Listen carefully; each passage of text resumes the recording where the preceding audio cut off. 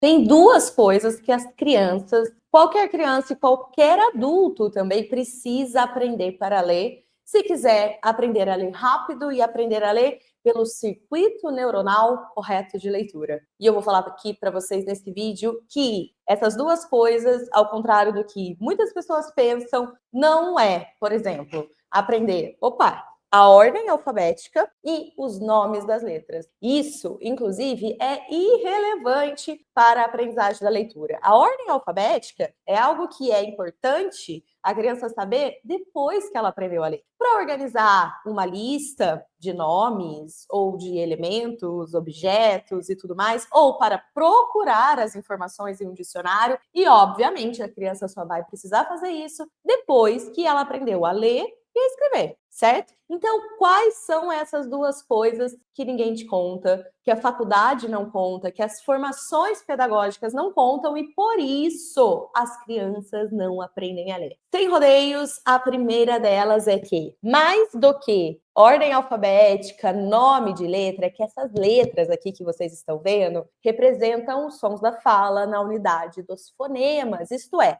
nós temos um sistema alfabético que vem lá da inspiração do alfabeto grego e que a grande revolução dos gregos foi que, nós precisamos representar no papel aquilo que nós falamos. E nós falamos não somente ali com palavras inteiras, mas dentro dessas palavras existe uma estrutura fonológica. E nós precisamos representar isso no papel. E para simplificar, imagina só, a gente ter que, igual tinha-se antigamente milhares de símbolos e esses símbolos representavam as palavras. Não, nós precisamos simplificar.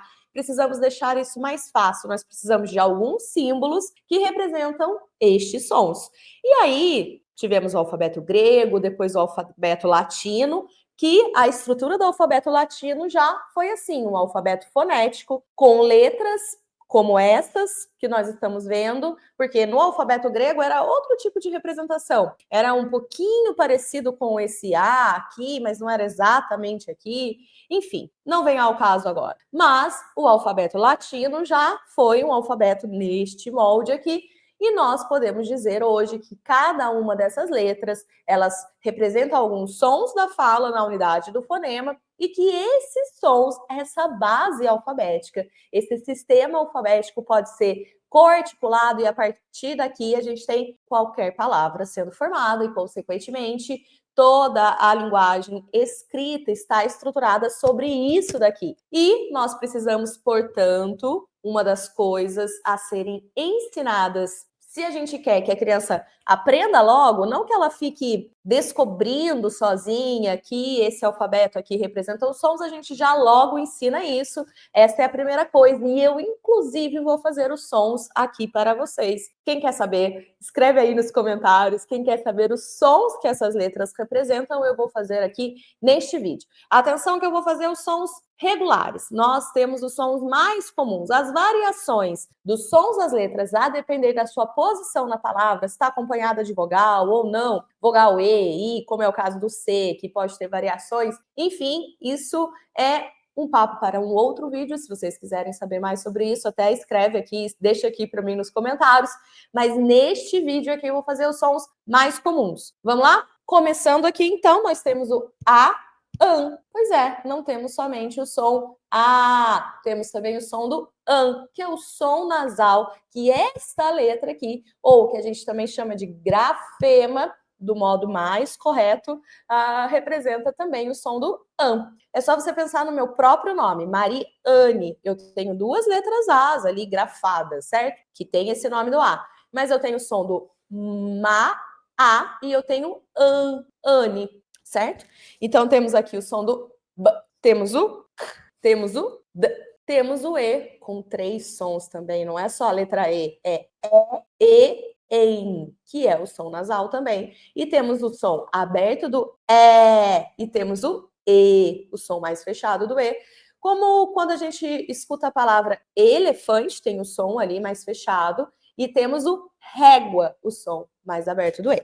Depois temos o G, o H não tem valor sonoro, por isso que nas palavras como herói, dizemos somente o som da vogal que vem a seguir, né? É como se o som do H recebesse o próprio som da vogal. Temos I, IN, 2 sons, oral e nasal para a vogal I, o J, O, O, ON, 3 sons aqui também, a gente tem o O, ON, o O nasal também, ou a gente também ensina na hora que a gente ensina assim esses sons regulares, a gente já faz essas duas variações da consoante R, que pode ser o R forte, o R no início da palavra, a gente vê esse som. Agora, entre vogais, a gente tem o som do R, que é o R brando, e o som do U, ou U. A letra W, assim como Y, é também uma letra estrangeira, aqui também como um K. São letras estrangeiras que entraram no nosso alfabeto e que por isso tem essas variações dos sons. O W pode ter o valor sonoro do U ou do I, como aqui o caso do Y, pode ter o valor sonoro da vogal I e o Por fim, esses são sons e é coisa importante, a gente precisa ensinar para as crianças, porque se relaciona com a segunda coisa importante que as crianças precisam saber. Uma vez que elas sabem todos os sons, agora, imagina só que eu tenho uma palavra diante de mim. Veja que, ao ter uma palavra escrita, eu tenho essas letras que estão ali formadas e estão formando a palavra. Como, por exemplo, eu vou até pegar aqui o que eu já tenho, um papelzinho que eu tenho aqui, que é essa palavra mala.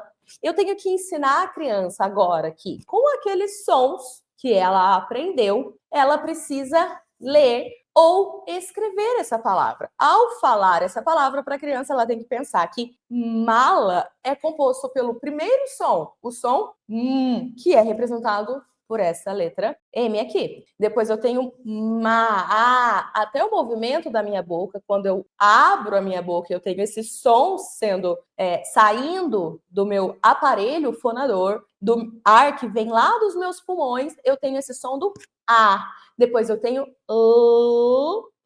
que representa o som da consoante L e o A.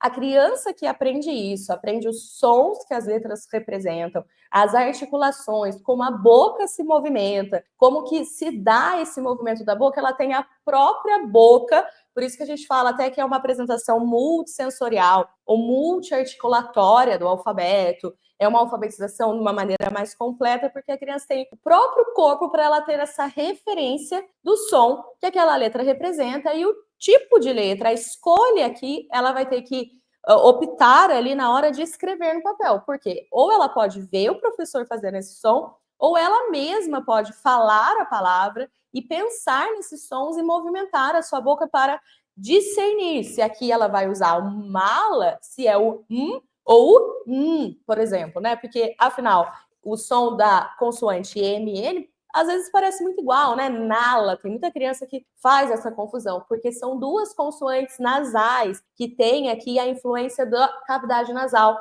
e esse som sai nasalizado. Então, quando ela tem a referência de como a boca se comporta, ela vai saber rapidamente discernir se aqui ela tem mala, bom, meus lábios se tocaram, então eu tenho a consoante M, não tenho nala, porque minha língua não tocou a raiz dos dentes incisivos superiores, então eu tenho outro tipo de som e, consequentemente, de letra sendo representada ali. Veja que a criança, inclusive crianças com transtornos de aprendizagem, como dislexia, desortografia ou transtornos do neurodesenvolvimento, elas vão ter essa referência para poder escolher ali a melhor letra para representar aquele som. Então, a gente tem que ensinar a primeira coisa, todas as pessoas merecem aprender de verdade o que o nosso alfabeto representa, os sons da fala na unidade do fonema e como depois unir esses sons para escrever e também ler as palavras. Então, aqui ela precisa não ter apenas uma pista visual que essa palavra inteira é representada por essa figura aqui. A gente tem que tirar isso daqui, tirar essa figura, porque o acesso aqui à leitura não é um acesso direto ao significado. A gente quer que a criança olhe a palavra e quebre-a em um código. O código alfabético, o sistema alfabético, e que através desse código ela seja capaz de decodificar as palavras e ler. Então, quando ela souber o som da letra e for instruída, porque também esse conhecimento daí não vai ser natural, depende de você ensinar etapa a etapa, passo a passo, como esses sons se unem e formam as sílabas. Então, eu tenho aqui o ma, ou seja, a sílaba não é uma unidade inteira que a criança precisa simplesmente memorizar. M com A, ma. Mesmo porque M com A não forma ma. O que forma ma são os sons. Ma. É isso que forma ma.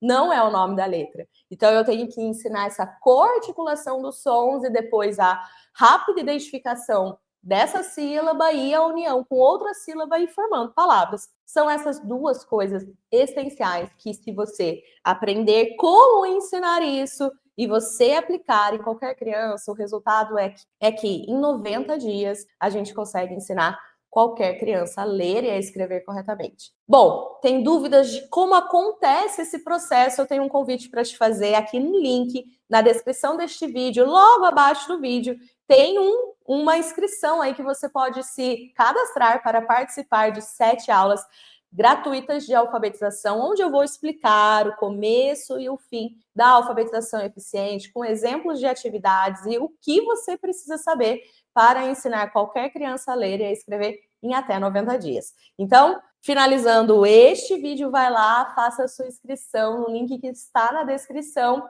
e se prepare para entender de fato essas duas coisas muito mais a fundo e também outras habilidades que a gente vai ensinando passo a passo, sistematicamente, de uma maneira explícita, o que a criança ou qualquer pessoa precisa aprender para ler e escrever corretamente. Eu te espero nas aulas gratuitas. Vamos lá. Um grande abraço.